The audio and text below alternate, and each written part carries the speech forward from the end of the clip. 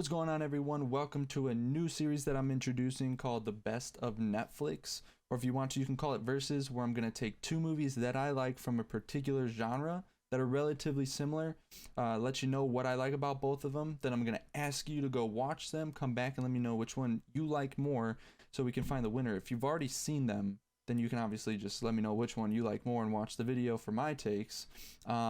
Or if you just want to have a couple more options of movies that are good on Netflix that and you want to watch one of the ones that I'm talking about or both of them, then you just have more options and you can watch why I like both of those and choose which one you want to see, whatever you want to do, So if you're watching the video, then I'm happy you're here. That's all I gotta say. With that being said, I guess we can just go into the two movies that I have for this video. For this video, we're going to be doing a horror version. And so I decided to go with Hush and Creep. Those two to me are relatively similar in the sense that they're like not supernatural or anything like that, but I'm going to go ahead and give my synopsis on Hush first, or my views on Hush first and then on Creep, and then you can decide which one you want to see or if you want to watch both of them and let me know which one you like more so we can decide a winner.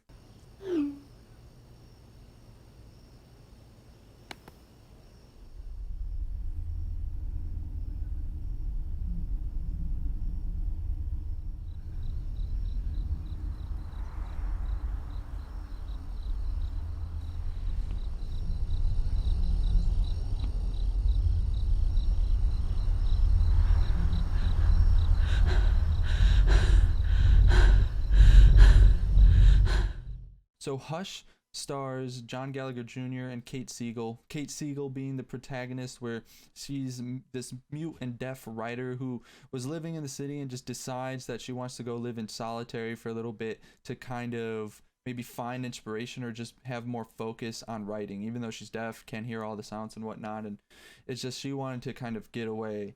And so now she's living alone in this kind of cabin in the woods, where John Gallagher Jr. now is this sociopathic killer who finds out that she's actually deaf, and instead of just deciding to kill her, he decides that he's going to play a little cat and mouse game with her, and so she can fear for her life before he ends up killing her. For me, I think the first thing is that this is just an intriguing premise to me.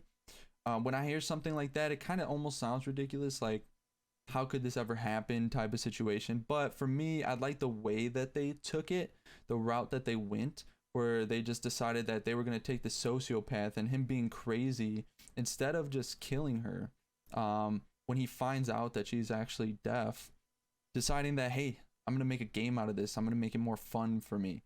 And so for me, that's really intriguing. The way that they kind of deliver everything is really well done. It's directed and co-wrote by Mike Flanagan, and Kate Siegel is actually another co-writer of the movie as well. So plus this movie is only like an hour and 30 minutes maybe max, and so it's very easy to kind of get the ball rolling and start watching it and seeing if I like it.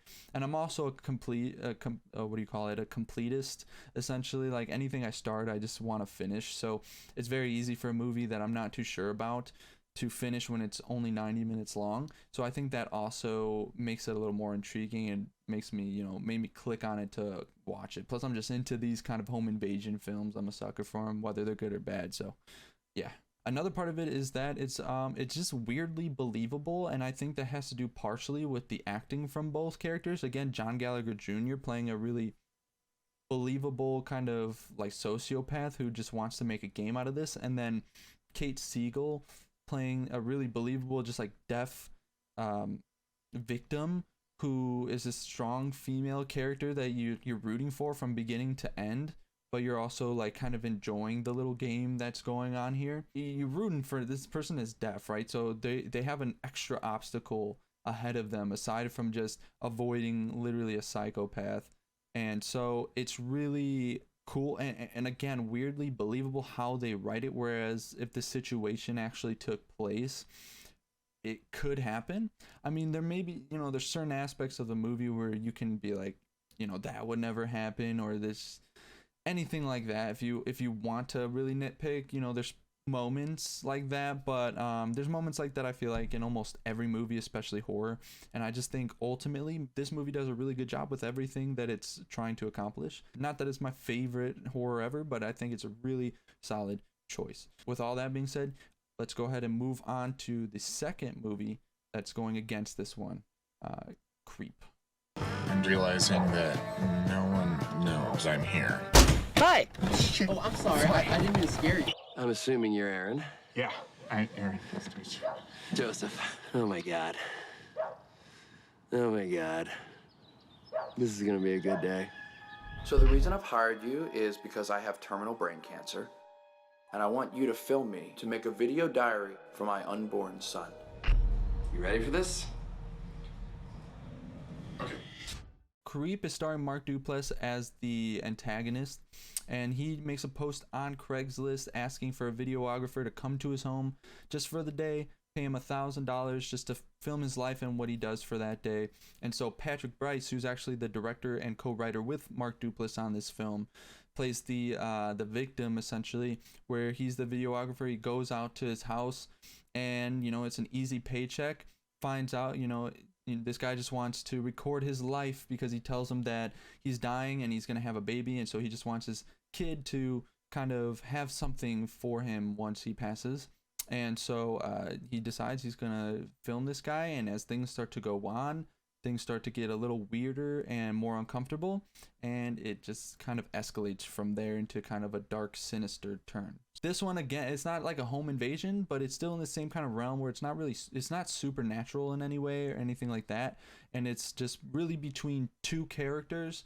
You got a victim, you got a psychopath, and you're just trying to see how the victim kind of gets out of the situation, if they get out of the situation. Who knows? Do they? Who knows? This movie has a really lifelike feel, I think, just because of the way it's shot. It's shot through a camcorder, which already, kind of gives it a little more lifelike feel. It's a found footage, not that it's shot through a camcorder, but and then you have like just this guy Mark Duplass, which it's like a dark funny, this movie. So if you kind of like dark funny, Mark Duplass plays the most perfect antagonist, who's just this weird guy, but it's so weirdly charming, funny until you find out that he's just a psychopath. But he plays the most amazing role. It's so great just to watch his performance. It's a little more lifelike because things like this happen in real life, where just people make posts and it's not for what they actually make the post about. I think at this point most people kind of stray away from Craigslist and those kinds of postings on there because of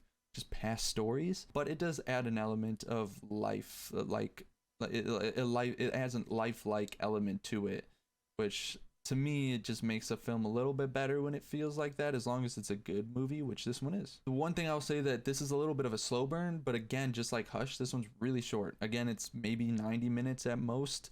And so even though it is a little bit of slow burn, I think sometimes movies like this, it's like the kind of mystery and the thriller aspect of it just kind of makes the slow burn a little more fun. It wouldn't be as fun as if you just already have a psychopath, and from the very beginning it would make it less lifelike too, because why would someone continue to make this video for this guy if they know that he's a psychopath or whatever. But yeah, the slow burn aspect of it to me adds an element of fun. I think it makes sense in this movie versus a movie like Hush, where you have like a serial killer trying to kill someone or playing this game with them. The slow burn wouldn't really make sense if you're just like building her character up and then finally like this guy comes, especially for two characters. So in this movie it works really well. Just the kind of dark element of it building makes it more of an interesting watch, and it keeps you intrigued from beginning to end because of, again, I would say Mark Duplass plays a phenomenal role in just how he's always a little kind of off, and you can feel it with the protagonist in this film feels that too, but he just thinks he's going through something, so he's like, what, I'll just go through an easy $1,000 and then I'll dip out. And so it just so this film, I think for all those reasons, this film is really good as well, and I think it's a really fun watch. Or there's a Creep 2, so if you like this one, you can even watch that one, and that one has like its own kind of like, that one I think is a little better than this one even, but obviously I'm not gonna promote Creep 2 or try to get you to watch Creep 2 before Creep 1. So I would definitely go ahead and watch these two. If you liked Creep, then go watch Creep 2. And with that being said, you know, if you haven't seen them, again, come back after you've watched them. Let me know which one you like more. If you've seen them both, let me know which one you like more. But yeah, I hope you kind of like this idea of a versus. Gives you, instead of giving you like a whole list of things to go watch, and it makes it a little more fun because you can watch 2 movies, come back and let me know, and you can kind of get involved and see what other people feel, what they like more. So yeah, I hope you enjoyed this video and this kind of the start of the series. If you did, leave a like, you know, comment, of course, and then subscribe, and I'll see you on the next one.